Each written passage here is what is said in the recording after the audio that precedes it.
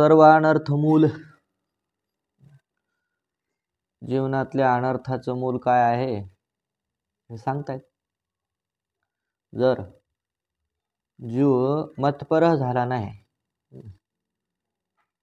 त्या जीवाचा जर परमात्मा विषय झाला नाही, तर मग विषय कोणीतरी विषय पाहिजे की नाही. मग विषय होईल कोण? विषय होईल. मग विषय झाल्यानंतर काय होतं, कशा पद्धतीनं त्याचा नाश होतो, त्याचं चिंतन चालू आहे. सगळ्यात अगोदर तर काय ध्यायत, त्याचं चिंतन होते मनात. आणि चिंतन झालं की संघ उपजायते, तेषु संघ उपजायते. त्याच्यामध्ये प्रीती होती, आसक्ती निर्माण होते. अगोदर ध्यान, चिंतन आणि मग त्याच्यात आसक्ती.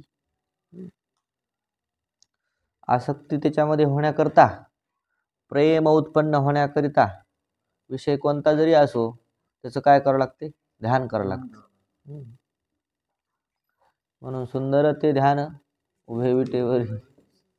देवामध्ये बी आसक्ती करायची असेल तर अगोदर ध्यानाचा अभंग आहे, रूपाचा अभंग आहे, मग ध्यानाचा अभंग आहे, आणि मग त्याच्याविषयीचं प्रेम प्रगट करायचं.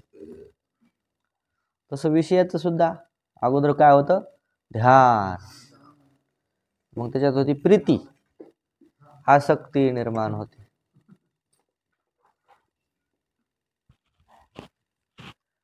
आणि मग प्रीती निर्माण झाली की काय? काम उत्पन्न होतं त्याच्याविषयी ते हवं वाटतं, ते पाहिजे आता. मग त्या कामाचा असा जोरदार काम निर्माण झाला की त्याला तृष्णा म्हणतात. त्याच्याशिवाय मग काही गोडच वाटत नाही, तेच पाहिजे.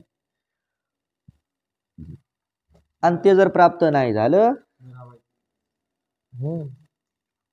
भक्ताचं किती म्हणजे चालू विषय कशाचा आहे?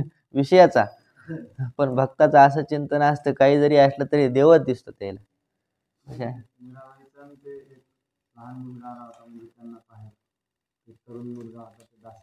मीराबाईची सुद्धा किती भगवंताबद्दल उत्कंठा. नाही आता भगवत प्राप्ती झालीच पाहिजे. ज्या निघाल्या घरून, जे निघाल्या द्वारकेला, थांबल्याच नाही. आणि सांसारिक किती त्यांना अडथळे आले जीवनामध्ये. एक तर राजाच्या घराण्यामध्ये होत्या, आणि राजाच्या घराण्यात असल्यामुळं सगळ्या मर्यादा सोडून बाहेर जाता येत नाही, भजन करता येत नाही, काही करता येत नाही. पण सगळ्या मर्यादा वगैरे सगळ्या सांडून देऊन भगवंता करता निघाल्या तर थांबल्यात नाही, काहीच विचार केला नाही. आणि ते तुम्ही मानतात ते तसं बी मीराबाई करता एक वेडा पागल झाला. वेडा पागल एकच अर्थ झाला की नाही. मोहित झाला म्हणजे विवेक शून्य झाला. तर अगोदर ध्यान केलं, अगोदर पाहिलं, मग त्याच्याविषयी चिंतन केलं, मग आसक्ती निर्माण झाली. मग काम पूर्ण नाही झाला की काय होतो? क्रोध उत्पन्न होतो. क्रोधाने काय होतं? बुद्धीवर आवरण पडतं. म्हणजेच काय होतं? मोह निर्माण होतो, अंधकार. काही दिसत नाही, कर्तव्य काय, अकर्तव्य काय, कार्य काय, अकार्य काय, काही समजत नाही. आणि मोहामुळे स्मृतीभ्रंश होतो. जे अनेक श्रीगुरूंकडून, यांच्याकडून जे अनुभव घेतलेले आहेत शास्त्र चिंतन करून,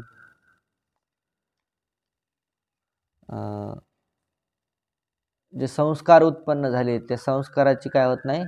स्मृती निर्माण होत नाही. चांगल्या गोष्टीची, ज्या शिकलेल्या गोष्टी स्मृतीभ्रंश होतो. आणि स्मृतीभ्रंशात बुद्धिनाश. स्मृतीभ्रंश झाला की बुद्धी नाश. बुद्धीच नसल्यावर काय? प्रनश्यती, नाश होतो. तेच भाषामध्ये क्रोधात भवति सम्मोह, अविवेक कार्याकारी विषय, कार्याकारी विषय अविवेक, उत्पन्न होतो. कशाने? क्रोधाने. कार्य काय? अकार्य काय? विधी निषेध काही लक्षात येत नाही. क्रुद्धही सम्मूढः सन् गुरुमपि आक्रोशयति. आक्रोशति नाही माहित नाही.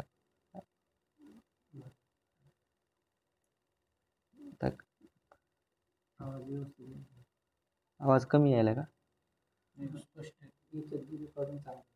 असं क्रुद्धही सम्मूढः सन् गुरुमपि आक्रोशति. तर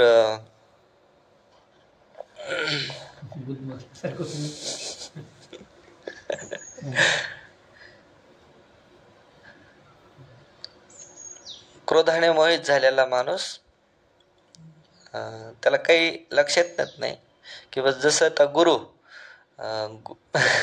लयच कस तरी हे वाटायला लागलं. बरोबर.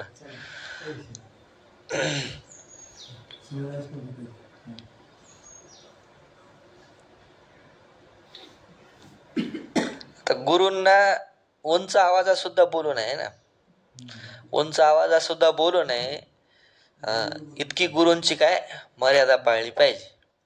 पण क्रोधाने जो मोहित झालेला आहे तो गुरूंना सुद्धा गुरुवर सुद्धा आवाज त्याचा चढवतो. म्हणजे गुरूंना सुद्धा आक्रोशामध्ये बोलू शकतो. हे क्रोधाचा काय महिमा आहे.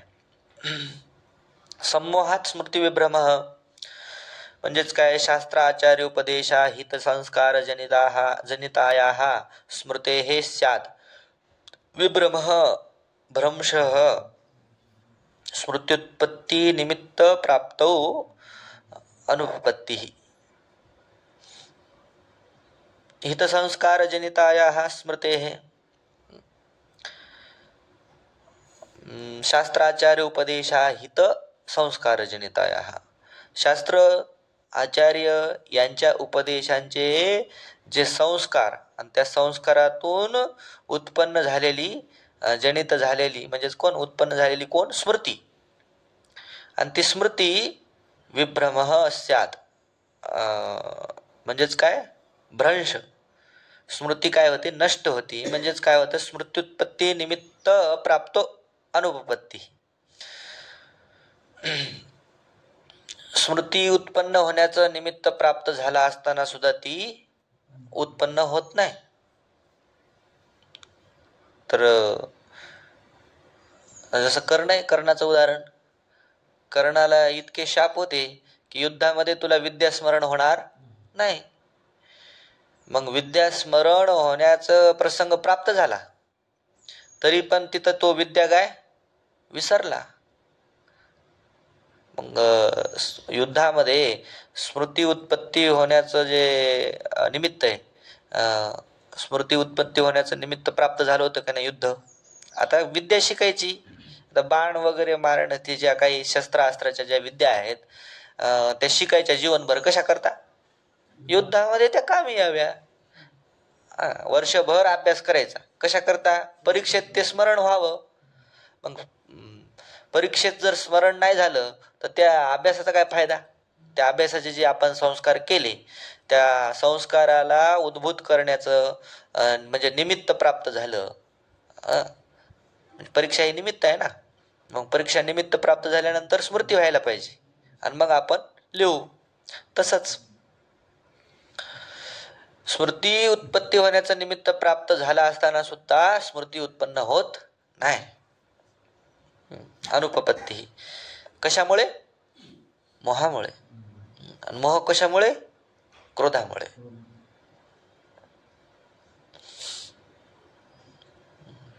बुद्धिनाशात प्रणश्यति तावत एव हि पुरुषः यावद अंतःकरणं तदीयं कार्याकार्य विषय विवेक योग्यं तदयो अयोग्यत्वे नष्ट एव पुरुषः भवति. तावदेव ही पुरुष तोपर्यंतच तो पुरुष आहे. यावत जोपर्यंत अंतःकरणं तदीयं तदीयम अंतःकरणं कार्याकार्य विषय विवेक योग्यम तोपर्यंतच त्याला पुरुष म्हणता येते. जोपर्यंत त्याचं अंतःकरण काय, कार्य काय आणि अकार्य काय याविषयी ज्याला योग्य विवेक होतो. काय करणीय आहे आणि काय अकरणीय आहे, काय केलं पाहिजे काय नाही केलं पाहिजे, असा जोपर्यंत त्याच्याकडे विवेक आहे तोपर्यंत तो काय पुरुष आहे. आणि तद अयोग्यत्वे नष्ट एव पुरुष भवती.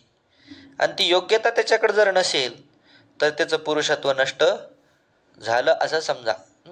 नष्ट एव पुरुष भवती, तो पुरुष काय झाला, नष्ट झाला, त्याच्या ठिकाणी पुरुषत्व राहिलं नाही. पुरुष आहे ना, माणूस हा माणूस कशामुळे आहे, विवेकामुळे आहे. बाकी दुसऱ्या प्राण्यांमध्ये विवेक नावाचा पदार्थ नाही, बुद्धी नावाचा पदार्थ नाही. प्रत्येक प्राणी आहार, निद्रा, भय आणि मैथुन, बस या 4 गोष्टीमध्येच त्याचं जीवन सुरू होतं आणि या 4 गोष्टीमध्ये त्याचं जीवन संपत. आणि याच्या अतिरिक्त देहाला पाहणारा मी, द्रष्टा, अंतःकरण, अंतःकरणातले अनेक जे सद्गुण आहेत, अवगुण आहेत, याला पाहण्याची त्याच्याकडे दृष्टी नाही. कसं वागलं पाहिजे, कसं जगलं पाहिजे, कसं राहिलं पाहिजे, असा कोणत्याच प्रकारची त्याच्या ठिकाणी बुद्धी नाही. म्हणून पुरुष आहे आणि पशु आहे. आणि पुरुषाच्या ठिकाणी जर काय नसेल, विवेक नसेल, कोणता विवेक, कार्य अकार्य विवेक नसेल, तर तो पुरुष सुद्धा पशुवतच आहे. अतः तस्य अंतःकरणस्य बुद्धेः नाशात प्रणश्यति आणि पुरुषार्थ अयोग्य भवति इत्यर्थ. म्हणून तस्य अंतःकरणस्य बुद्धेः, अंतःकरणस्य आणि बुद्धेः म्हणजे बुद्धीचा नाश झाला असता, अंतःकरणाचा नाश झाला असता प्रणश्यति, तो काय होतो, नष्ट होतो म्हणजे काय, पुरुषार्थ अयोग्य भवती, पुरुषार्थ करण्यास अयोग्य होतो. पुरुषार्थ, कोणता पुरुषार्थ, धर्म अर्थ काम मोक्ष. धर्म करण्यास, धर्म सुद्धा काय, विवेक अविवेक याचं ज्ञानच आहे ना आपलं. विवेक कार्य अकार्य, धर्म तरी काय, कार्य अकार्य. अकार्य आहे त्याला काय म्हणायचं, निषेध, आणि कार्य आहे त्याला काय म्हणायचं, विधी निषेधात्मकच आहे धर्म, दुसरं काय.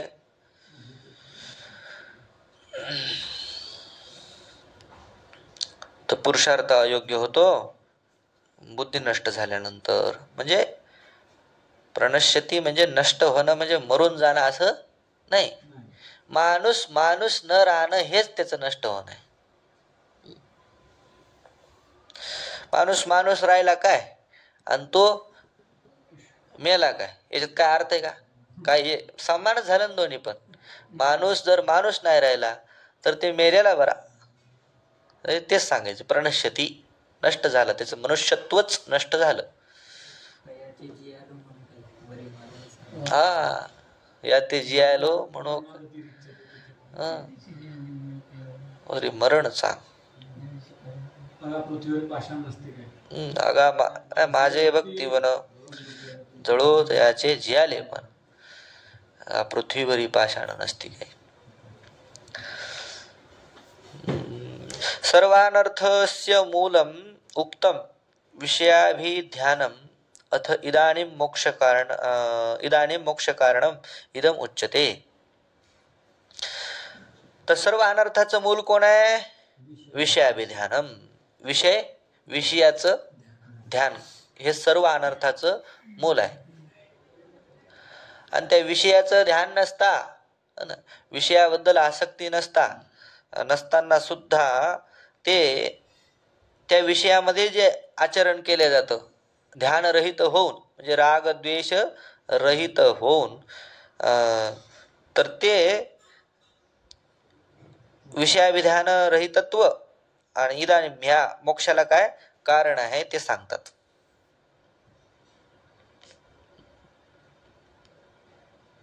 जसं की रागद्वेष वियुक्तैस्तु विषयानिंद्रियैश्चरन् आत्मवश्चैर्विधेयात्मा प्रसादमधिगच्छति.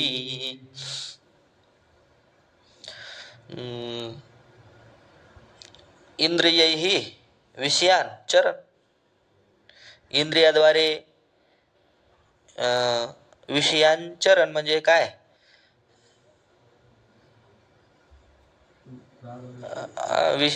इंद्रियाद्वारे विषयाकडे जातो. चरण म्हणजे चरतो. कशाद्वारे? इंद्रियाद्वारे. काय चरतो? विषय चरतो. जसं गाय चरते का नाही चारा.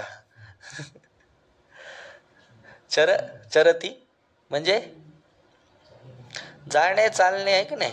हा, तर हे चरण शब्द बी काय आलाय, तिकडूनच आलाय की संस्कृत मधूनच. गवत खाते गाय म्हणजे गवत चरायला लागली. तसं इंद्रिय सुद्धा काय करतात? विषय चरतात. मग जे विषय चरतात ते काय होतात? प्रसादमाधिगच्छति. इंद्रिय काय करणार? विषयाचं चरण करणार, विषयाकडे जाणार. आणि जे इंद्रिय विषयाकडे जातात ज्याचे, तोच काय? प्रसादमाधिगच्छति. तो प्रसन्नतेला प्राप्त होतो. असं कसं अगोदर म्हणे इंद्रिय विषयाकडे जातात ते तर नष्ट होतं, प्रणश्यती असं म्हणले. नाही, रागद्वेष विविक्तैहि. रागद्वेष विविक्तैहि इंद्रियैहि. इंद्रिय कसे पाहिजे? रागद्वेष वियुक्त, रागद्वेष रहित. पुन्हा आत्मवश्यैहि. पुन्हा ते कसे असले पाहिजे? अंतःकरणाच्या अधीन असले पाहिजे. अंतःकरणाच्या अधीन, रागद्वेष रहित असे असणारे इंद्रिय जर विषयाचं काय करू लागले?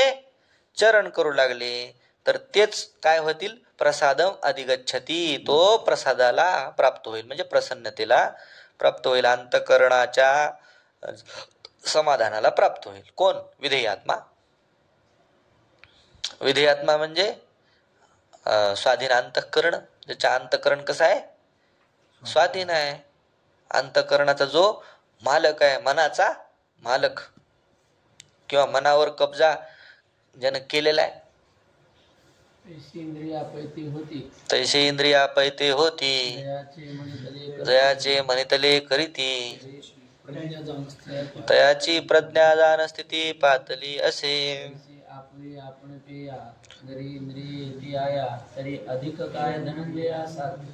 पहा बरं, याच्यावरून काय मोठी गोष्ट आहे. इंद्रिय जर आपल्या अधीन झाली तर त्याच्याहून जगात दुसरं काही प्राप्त करण्यासारखं नाही. बाकीचं जे प्राप्त करणं आहे ते काय? प्राप्तच आहे. त्याला काय लय कष्ट नाहीत. फक्त अप्राप्त काय गोष्ट आहे? हे इंद्रिय आपलं ऐकत नाहीत. आणि इंद्रिया संग मन जातं, मना संग मग बुद्धी बी, मग सगळं जातं. असं पहा, रागद्वेष वियुक्तैहि रागश्च द्वेषश्च रागद्वेषौ तत्पुरस्सरा हि इंद्रियाणां प्रवृत्ती स्वाभाविकी. रागद्वेष, राग आणि द्वेष त्यालाच म्हणायचं रागद्वेषौ. आणि तत्पुरस्सरा इंद्रियाणां प्रवृत्ती, इंद्रियाची प्रवृत्ती तत्पुरस्सरच असते. रागद्वेष पुरस्सरच, रागद्वेषाचं अनुसरण करणारीच इंद्रियांची प्रवृत्ती असते. ती स्वाभाविक प्रवृत्ती है ना. इंद्रियांची ही कशी आहे? स्वाभाविक प्रवृत्ती आहे, त्याचं अनुसरण करणं.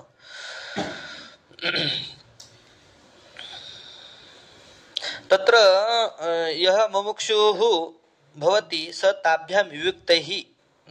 पण जो मुमुक्षु असतो त्यानं काय झालं पाहिजे? त्या रागद्वेषाहून काय झालं पाहिजे? वियुक्त म्हणजे रहित झालं पाहिजे. आणि श्रोत्रादिभिः इंद्रियैः विषयान अवर्जनीयान चरण. रागद्वेष वियुक्त होऊन आणि हे श्रोत्रादी इंद्रिय आहेत ना, त्यांच्याद्वारे विषयाचं काय केलं पाहिजे? चरण केलं पाहिजे, म्हणजे विषयाचं सेवन केलं पाहिजे. तर कोणत्या विषयाचं सेवन केलं पाहिजे? तर अवर्जनीयान, अवर्जनीय जे विषय आहेत. म्हणजे ज्याच्याशिवाय आपण राहू शकत नाहीत. सगळेच विषय देह जोपर्यंत सगळे विषय सुटणार नाहीत ना, पण देह चालण्यापुरते जे विषय लागतात तितक्याच विषयाचं ग्रहण करणं, अतिशय नाही, अवर्जनीय. जे वर्जन करतायत ना ज्यांचं, ज्याचा त्याग करताच येऊ शकत नाही. आता जीवन जगण्याकरता थोडंफार तर काहीतरी खावं लागेल की नाही. मग खात असताना गोड आंबट तिखट काय खारट विरट लागणारच. रसनेचा विषय होणारच. चालत असताना, जात रस्त्यानं, हिंडत असताना, फिरत असताना काय कानं बंद करून घ्यायचे? कानं बंद केले तर कायमचेच कानं बंद झाले किती ताप आहे. थोडंफार तर कानावर ऐकू येणारच. मग जास्त ऐकू येऊ नये याच्याकरता जास्त हिंडायचं नाही, कमी जागा आपलं राहायचं कामापुरतं. आता पहा ना, हा विषय डोळ्याचा चक्षुरी आहे ना, रूप विषय. विनाकारण सगळं जगतच पाहण्याचा असा ठेका घेतलाय का आपण?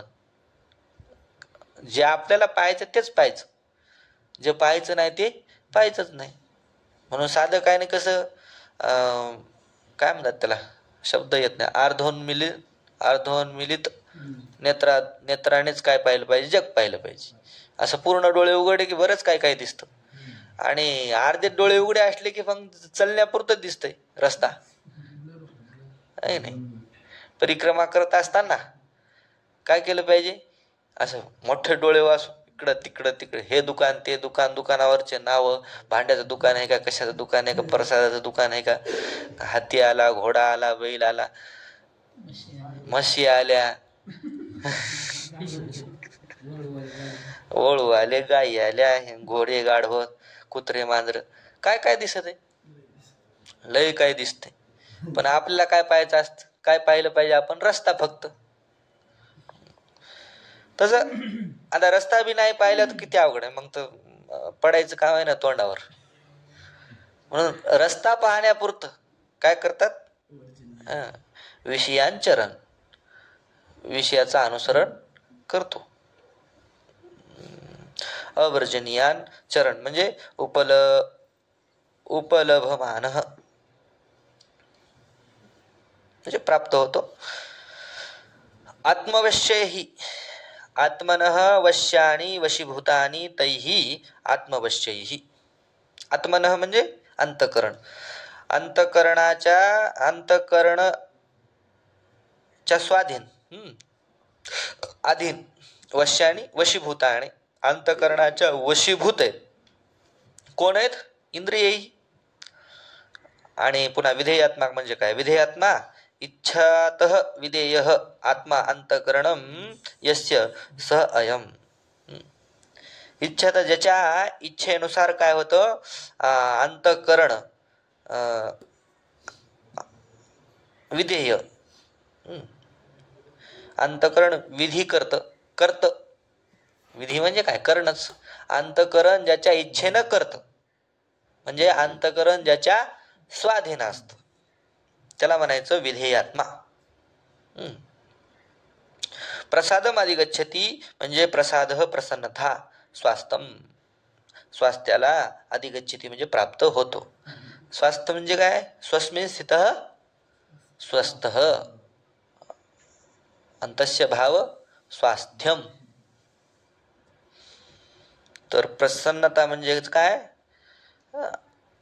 जेणेकरून माणूस आपल्या आनंदाला प्राप्त होईल, आपल्या सुखाला प्राप्त होईल, त्याच नाव प्रसन्नता. प्रसन्नता बाहेरून कधी आणता येत नाही. बाहेरचे विषय प्रसन्नतेला जरी कारण झाले तर प्रसन्नता कुठे आहे? आतूनच आहे. मग ती आतली प्रसन्नता विषय प्राप्त झाले असताच प्राप्त झाली पाहिजे असा तिचा काय नियम नाही. विना विषयाची सुद्धा ती प्रसन्नता प्राप्त झाली पाहिजे, सांगायचं तात्पर्य असं. प्रसादेसाठी किम स्यात्, प्रसाद प्राप्त झाल्यानंतर काय होतं? इति उच्यते. प्रसादे सर्व दुःखानां हानिरस्योप्यजायते प्रसन्न चेतसो ह्यासु बुद्धी पर्यवतिष्ठते. प्रसादे प्रसादे सती, प्रसाद प्राप्त झाला असता सर्व दुःखाना हानी, सर्व दुःखांची काय होते हानी. हानी अस्य, हानी अस्य सर्व दुःखाना किंवा अस्य पुरुषस्य, अस्य येते हे अस्य पुरुषस्य हानी उपजायते. कशाची हानी होते हो? सर्व दुःखाना, सर्व दुःखांचं हनन होतं. कशाने? प्रसादाने. आणि प्रसन्न चेतसः ही, प्रसन्न चेतस ही आशु, आशु म्हणजे शीघ्र. प्रसन्न चित्त ज्याचं झालेलं आहे त्याची बुद्धी ही, आशु म्हणजे बुद्धी शीघ्र पर्यवतिष्ठते, थांबते. कशी थांबते? पर्यवतिष्ठते, परिउपसर्ग, सर्व बाजून तिची ती काय होती? शांती होती तिची. कोणाची? बुद्धीची. सर्व बाजून स्थिर होते. काय प्राप्त झाल्यानंतर? प्रसन्नता. प्रसन्नता म्हणजेच काय? प्रसाद प्राप्त झाल्यानंतर. आणि प्रसाद कशामुळे मिळतो? रागद्वेष वियुक्तैहि इंद्रियैहि चरण. रागद्वेष वियुक्त होऊन इंद्रियाचं काय केल्यानंतर? इंद्रियासोबत चरण केल्यानंतर, आचरण केल्यानंतर. इंद्रियासोबत जाण्याला काही हरकत नाही, पण कसं जावं याची काय सांगितली? मर्यादा सांगितली. कसं गेलं पाहिजे? रागद्वेष वियुक्तैहि. प्रसादे सर्व दुःखानां आध्यात्मिकादीनां हानिः विनाशः अस्य यतेः उपजायते. प्रसाद प्राप्त झाला असता सर्व दुःखानां म्हणजेच काय? आध्यात्मिकादीनां. दुःख किती प्रकारचे आहेत? 3 प्रकारचे. आध्यात्मिक, आधिभौतिक आणि आधिदैविक. ह्या तिन्ही दुःखांची काय होते? हानी होते. म्हणजेच काय होतो? विनाश होतो. काय प्राप्त झाल्यानंतर? प्रसाद. कोणाचं? तर अस्य येते हे, ह्या येते हे साधकाचं, संन्याशाचं. किंच प्रसन्नचेतसः स्वस्थान्तकरणस्य हि यस्मात् आशुः शीघ्रं बुद्धिः पर्यवतिष्ठते. कशी? आकाशम इव परिसमन्तात् अवतिष्ठते, आत्मस्वरूपेण एव निश्चली भवति इत्यर्थः. प्रसन्नचेतस स्वस्थान्तकरणस्य, ज्याचं अंतकरण कसं आहे? स्वस्थ आहे. स्वस्थ म्हणजे स्वस्मिन स्थितः, जाग्यावर अंतकरण आहे, स्थिर आहे अंतकरण. स्वस्थ कसा? कसे तुम्ही? स्वस्थ स्वस्थ आहे का? स्वस्थ असणं म्हणजे कसे? स्वस्मिन स्थित. अस्वस्थ म्हणजे मन चंचल आहे त्याचं, तो अस्वस्थ आहे. आणि मन स्थिर आहे, तो कसा आहे? स्वस्थ आहे. स्वास्थ्याला प्राप्त झालेला आहे. तर मग खरं स्वास्थ्य कोणतं आहे? खरं स्वास्थ्य हे आहे मन चंचल न होणं, हेच खरं स्वास्थ्य आहे. अतिशय मन चंचल होणं हेच अस्वस्थता आहे. तर प्रसन्न चेतस स्वस्थांतकरणस्य हि यस्मात्, ज्याचं काय? स्वस्थ अंतकरण झालेला आहे. प्रसन्न चेतस जो आहे तो आशु म्हणजे शीघ्र, म्हणजेच लवकर. बुद्धी पर्यवतिष्ठते, बुद्धी त्याची लवकरात लवकर बुद्धी काय होते? स्थिर होते. म्हणजे कशी होते हो? आकाशमिव समंतात अवतिष्ठते, आकाशाप्रमाणे. आकाश कसं आहे? सर्वत्र व्यापक आहे की नाही? सर्वत्र व्यापक असल्यामुळे त्याच्यात कोणत्या प्रकारची क्रिया होते का? नाही. तसं ही बुद्धी सुद्धा कशी होते? आकाशाप्रमाणे होते. समंतात अवतिष्ठते. आकाश समंतात सगळीकडे व्यापून आहे का नाही? तसं बुद्धी सुद्धा व्यापक होते. म्हणजे काय होते? आत्मस्वरूपेण. त्या बुद्धीमध्ये आत्मस्वरूपाचं ज्ञान असल्यामुळे आत्मस्वरूपाकार वृत्ती होते. बुद्धी होते. एव निश्चली भवती, त्याचा अर्थ काय? बुद्धी निश्चल होते. कशाप्रमाणे? आकाशाप्रमाणे. आकाशाप्रमाणेच का होते? कारण तिचा विषय कोण झालाय? व्यापक असणारा परमात्मा. इत्यर्थ. एवं प्रसन्न चेतस अवस्थित बुद्धेः कृतकृत्यता. अशा प्रकारे प्रसन्न चेतस अवस्थित बुद्धेः कृतकृत्यता. प्रसन्न चित्ताने जी बुद्धी, प्रसन्नतेला प्राप्त झालेली जी बुद्धी, अवस्थित बुद्धी, अवस्थित बुद्धी म्हणजे स्थित झालेली बुद्धी, तिचंच नाव कृतकृत्यता आहे. म्हणून यतः तस्मात् रागद्वेष वियुक्तेः इंद्रियैः शास्त्राविरुद्धेषु अवर्जनीयेषु युक्तः समाचरेत इति वाक्यार्थः. म्हणून काय केलं पाहिजे? राग द्वेष वियुक्त होऊन, राग द्वेष रहित होऊन, इंद्रियाद्वारे शास्त्राने ज्या कर्माचा विरोध सांगितलेला नाही, आणि ते बी पुन्हा कोणतेही कर्म नाही, अवर्जनीय. देह, आपलं देह जितक्या कार्याने चालल, देह पडू नये एवढंच. काय? अवर्जनीयेषु, अवर्जनीय जे विषय आहेत, ज्या विषयांचा त्याग करता येऊ शकत नाही, आशाने युक्त होऊन समाचरित आचरण केलं पाहिजे. युक्त आहार विहार, नेम इंद्रियाशी सार, नसावी भासर, निद्रा भाऊ भाषण, हेच सांगायचं तात्पर्य हे. ते अभंग पाहून घ्या. काळ सारावा चिंतने इति वाक्यार्थ. दोन्ही श्लोकाचं जे हे सांगितलं, दोन्ही श्लोकाची सार या एका वळीमध्ये सांगून दिलं, एवं पासून वाक्यार्थापर्यंत. सायं प्रसन्नता असतू येते, त्या प्रसन्नतेची स्तुती करतात.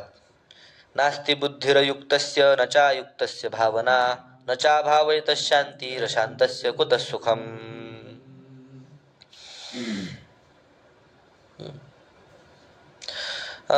अयुक्तस्य बुद्धी नास्ति. पुन्हा अयुक्तस्य भावना न, आयुक्ताची बुद्धी, आयुक्त जे आहे, युक्त म्हणजे काय? कोण? राग द्वेष, राग द्वेष वियुक्त, त्यालाच युक्त म्हणलेलं आहे. राग द्वेष रहित जो आहे तो युक्त, आणि अयुक्त राग द्वेष सहित, आणि त्याला काय नाही? बुद्धी नसते त्याच्याजवळ. बुद्धी नसते म्हणजे कोणती बुद्धी? बुद्धी म्हणले की तीच बुद्धी कोणती? माग झालेली व्यवसायात्मिका बुद्धी. बुद्धी शब्द आला की ती घ्यायचं. व्यवसायात्मिका बुद्धी त्याच्या ठिकाणी नाही राहत. आणि अयुक्तस्य भावना न, त्याच्या ठिकाणी भावना सुद्धा नाही. भवनम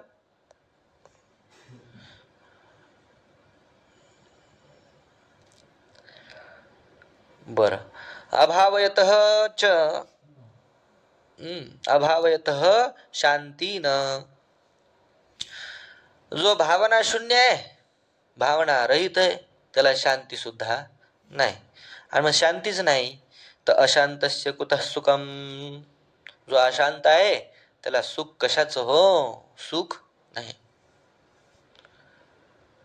सुखाकरता काय लागते? शांती लागते. शांती म्हणजेच काय?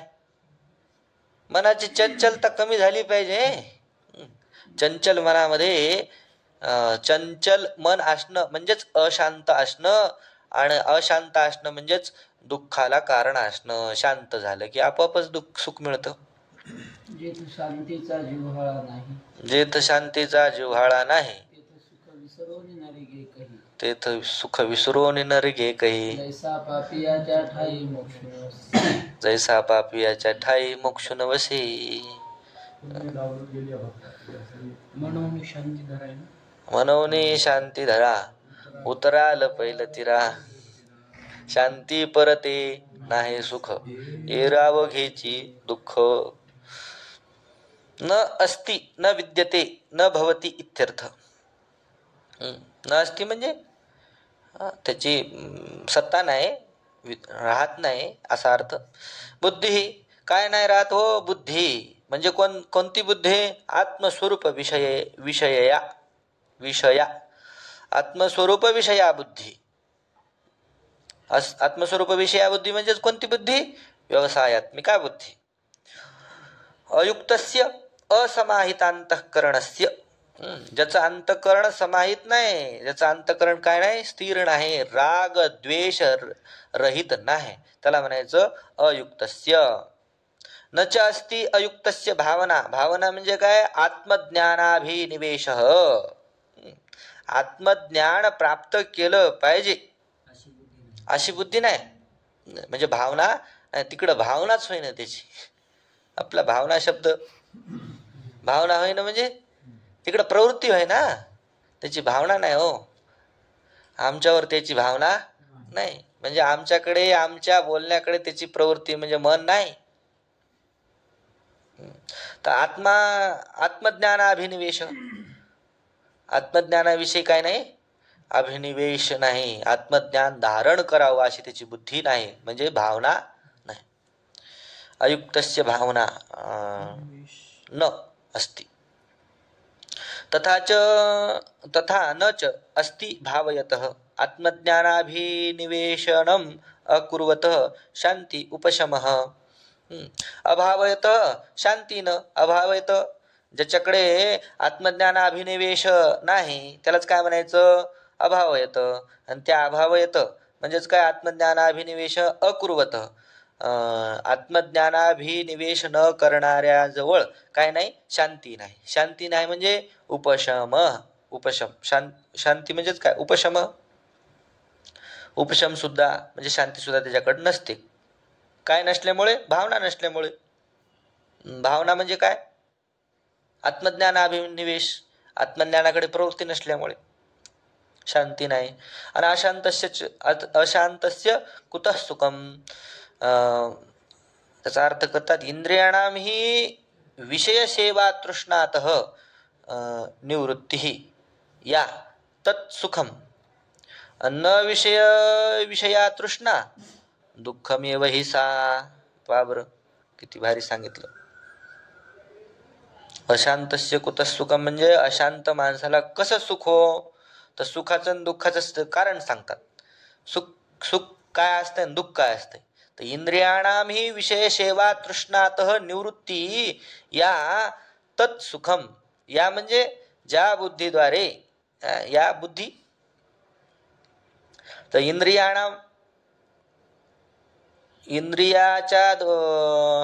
इंद्रियांचं जी काय, इंद्रियांची जी तृष्णा, कोणती तृष्णा? विषय सेवन. विषय सेवन करावं अशी जी तृष्णा आहे, विषयाशिवाय मी आहे इंद्रिय राहूच शकत नाहीत अशी जी काय तृष्णा, तिची निवृत्ती, त्याला सुख म्हणायचं. तृष्णा निवृत्ती झाली की सुख होत, सरळ सरळ. आणि पुन्हा न विषया तृष्णा, ज्याच्या ठिकाणी विषयाची काय नाही, तृष्णा नाही, न विषय तृष्णा दुःखमेव हि सा. विषया तृष्णा दुःखमेव हि सा.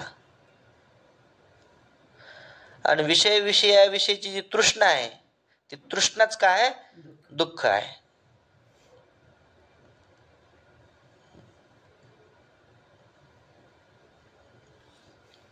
म्हणजे काय? तृष्णा रहित होणं, निवृत्ती होणं म्हणजे सुख, आणि तृष्णेनं सहित होणं म्हणजेच दुःख. सुखाचं दुःखाचं मूळ म्हणजे काय? तृष्णा म्हणजे कामना. काम जे तीव्र काम असतो त्यालाच काय म्हणायचं? तृष्णा.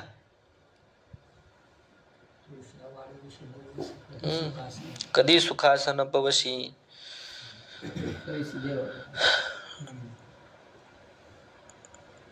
न तृष्णायाम सत्याम सुखस्य गंधमात्रम अपि उपपद्यते. सार रूपाने एका वाक्यात सांगितलं, न तृष्णायाम सती. तृष्णायाम सती म्हणजे तृष्णा ज्याच्या जवळ आहे है ना, तृष्णेनं युक्त जो होऊन सुखस्य गंध मात्रमापी न उपपद्यते. सुखाचं काय होत नाही, गंध मात्र सुद्धा त्याला मिळत नाही, सुखाचा वास सुद्धा मिळत नाही. काय असल्यानंतर तृष्णाम सत्याम, सतीचं सत्याम झालं. सत्याम म्हणजे खरं, खरं नाही तिथं. सत्याम म्हणजे सत शब्द स्त्रीलिंगामध्ये सत्याम होईल त्याच. तृष्णायुक्त झाल्यानंतर सुखाचा वास सुद्धा त्याला मिळणार नाही. गंध मात्र न उपपद्यते. मनाच्या तळमळे चंदने ही अंग पोळे. मनाच्या तळमळे चंदने ही अंग पोळे. वा. मन जर अशांत असेल, मन जर अति चंचल असेल, तर चंदन लावलं तरी सुद्धा त्याचा ताप थंड होत नाही, चंदन सुद्धा पोळायला लागतं. मन विरा तर त्या गवळणीचं तसंच झालं ना. चित्त कृष्णा करता अतिशय चंचल झालं चित्त. फक्त काय पाहिजे, तृष्णा निर्माण झाली. कोणाविषयी तृष्णा? ती चांगली तृष्णा आहे, भगवंताविषयी तृष्णा निर्माण झाली. नाही आता तो मज व्हावा बस. मग त्यानंतर अनेक उपाय केले. चंदनाची चोळी माझे सर्वांग पोळी, कानो वनमाळी वेगी भेटवा का. तुम्ही गाता सुस्वरे, ऐकून दावी उत्तरे, कोकिळेवर जाये तुम्ही बाया. काही दर्पणी पाहता त्याच्या नगाला विंजून वारा. ते काही नाटक करू नका. मला तुम्ही जमलं तर काय आणून द्या, कृष्ण आणून द्या, त्याच्याशिवाय नाही जमत. आता अतिशय तीव्र उत्कंठा लागली भगवंताच्या दर्शनाची, भगवंताच्या संगाची.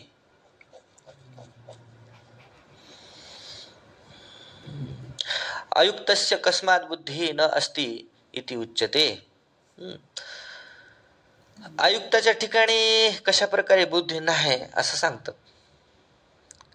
कशामुळे बुद्धी नाही हो त्यांच्याकडे, तर इंद्रियाणाम हिचरताम यन्मनोनुविधीयते तदस्य हरति प्रज्ञाम वायुर्नाव मीमांवसी.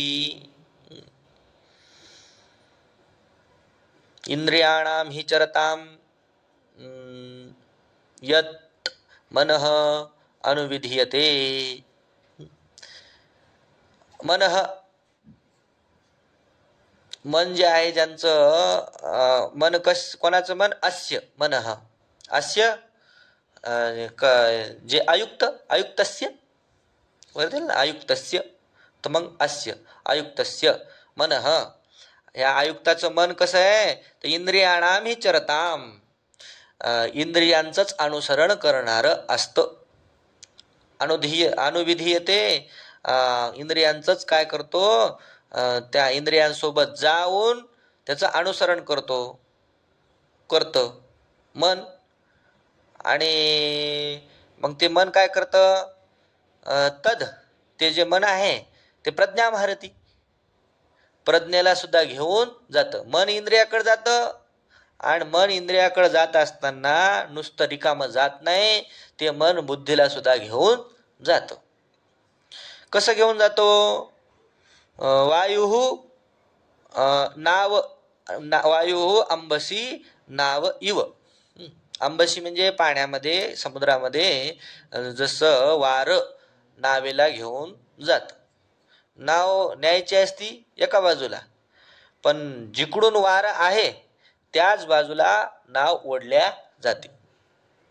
तर हे मन कशासारखं आहे, वाऱ्यासारखं आहे, वाऱ्यासारखं. मनामध्ये फार शक्ती आहे, सामर्थ्य आहे ना. ते वायूच्या सत्वगुणाचं कार्य आहे ना हे मन. म्हणून तर मन स्थिर करण्याकरता काय सांगितले, प्राणायाम. प्राणायाम काय, वायू स्वरूपच आहे. वायूची प्रक्रिया, जी प्राणवायू आहे त्याचा व्यायाम केला की तो व्यायाम म्हणजेच कोणाचा व्यायाम आहे, मनाचा. मन व्यवस्थित होतं, म्हणून प्राणायाम सांगितलंय. कशा करता, मन स्थिर करण्याकरिता. तर वायू वायूसारखं आहे हे मन. जिकडं वायू आहे तिकडंच नाव जाती पाण्यामध्ये. तसं हे मन कोणाला घेऊन जातं? बुद्धीला घेऊन जातं. आणि मनाला कोण घेऊन जातं? इंद्रिय. इंद्रिय घेऊन जातात. म्हणून त्यांच्या ठिकाणी काय नाही, बुद्धी नाही. वेळ झाला का हो? तर याचं भाष्य घेऊ द्या मग, आहे की नाही. पुंडलिका वरदा विठ्ठल श्री ज्ञानदेव तुकाराम पंढरीनाथ भगवान की जय. माऊली ज्ञानेश्वर महाराज की जय. जय.